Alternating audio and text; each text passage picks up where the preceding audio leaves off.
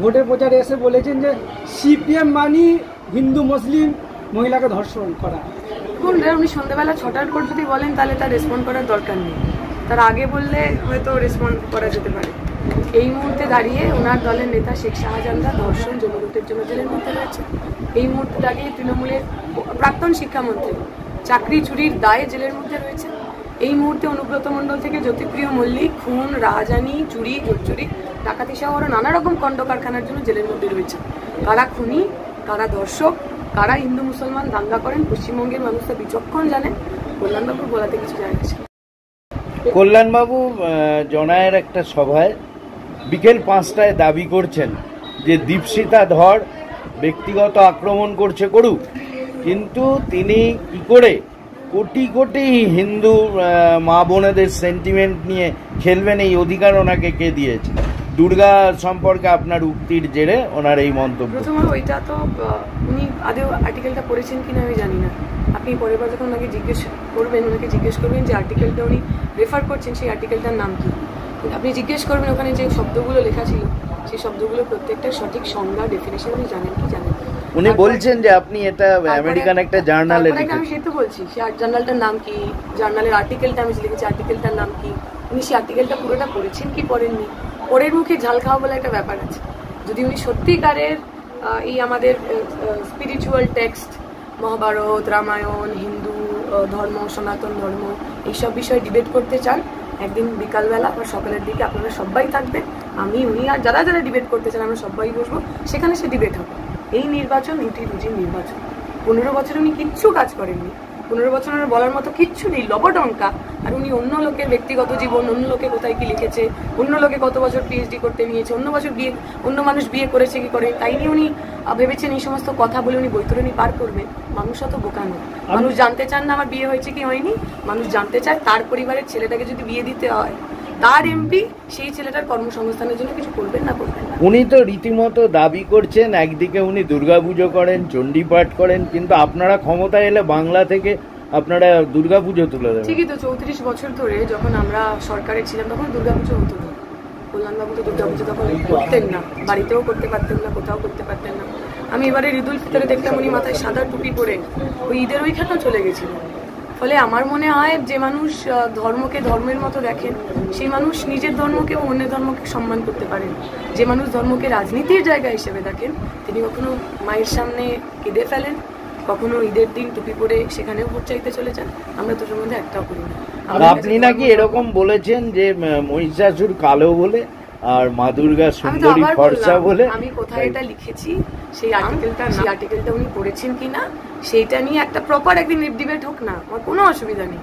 উনিও বসুন, উনি যা যা বলবেন আমি শুনবো, আমি যা যা বলবো সেগুলো ওনাকে শুনতে হবে। আপনারা রাজি থাকলে ওনাকে প্রস্তাব দেবেন। আপনি যেরকম কল্যাণ থেকে মিস ইন্ডিয়া বলেছেন, মিস্টার ইন্ডিয়া, আপনাকেও মিস ইউনিভার্স বলেছেন, যে আপনার যে সোফিয়া লোরেন, হ্যাঁ, যে পুরনো বাম বা নতুন বামের মধ্যে কোনো পার্থক্য নেই। কি বলেছেন কথাটা বলুন, লাইনটা?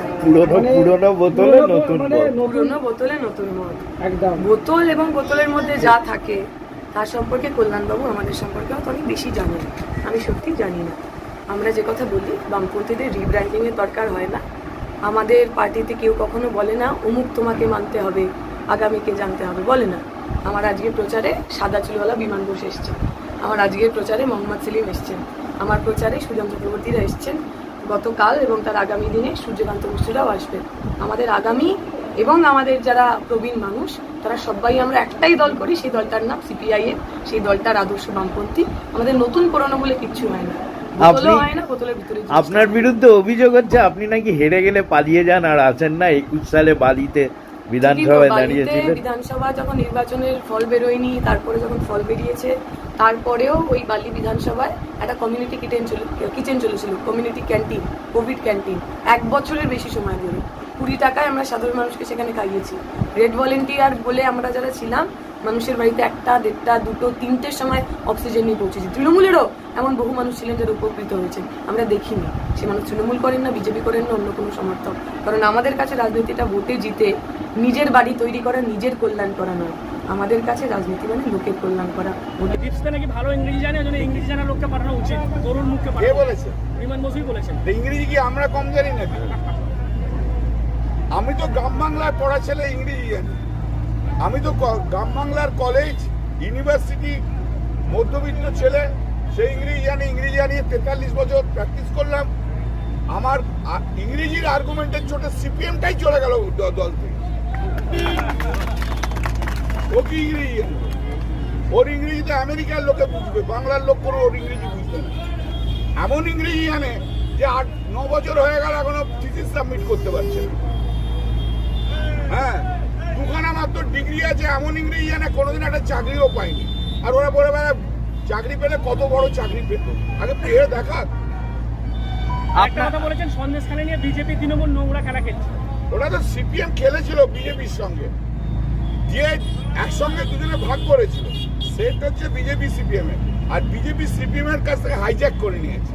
তো সিপিএম এর যে এখন যে নোংরা খেলাটা বিজেপি করেছে, তার সঙ্গে সিপিএমও ছিল, এখন গা বাঁচানোর জন্য সরে যাচ্ছে। বিমানবাবু চিরকালই এইরকম, বিমানবাবু চিরকালই এইরকম। বুদ্ধবাবুকে বুদ্ধ নিরূপম সেনকে শুইয়ে দিল একা বিমান ঘোষ। এতদিন ধরে সিপিএম পার্টি চালাচ্ছে, বিমান আর সেলিম দুটোতেই শেষ করে দেবে। সেলিম তো একদম যা তা। বুদ্ধবাবু আজকাল আর বিমানবাবু আজকাল আর বিদ্যাসাগর মেলা করতে আমেরিকা টেমেরিকা আর যাচ্ছেন না কি? আগে তো শুধু বিদ্যাসাগর মেলা করতে যেতেন 1 মাস 1.5 মাস ধরে, তারপর শরীর চকচক করে আসতো। এখন উনি আর যাচ্ছেন না। বলছি 8 কিলোমিটার তো রোদে হাঁটলাম, দেখলে তো, মিছিল তো করলাম। ওদের ক্যান্ডিডেট তো কালকে জিপের ওপর ছিল ছাতা লাগিয়ে, 30 বছর বয়সের ক্যান্ডিডেট আর 67 বছরের।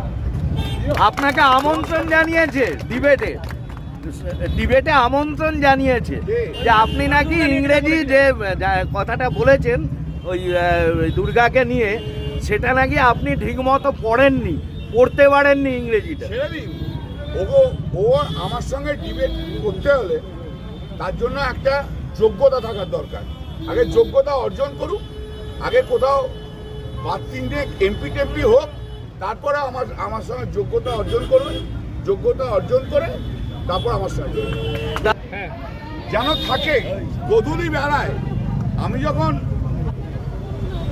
যেটা সার্টিফিকেটটা নেব, তখন যেন একবার দেখে যায়। ও তো দেখতে পায়নি, নয়ন মিলিয়ে যায় যেন গধূলি বেলায়, ফরচুন সন্ধ্যেবেলায় যখন সার্টিফিকেট নেব।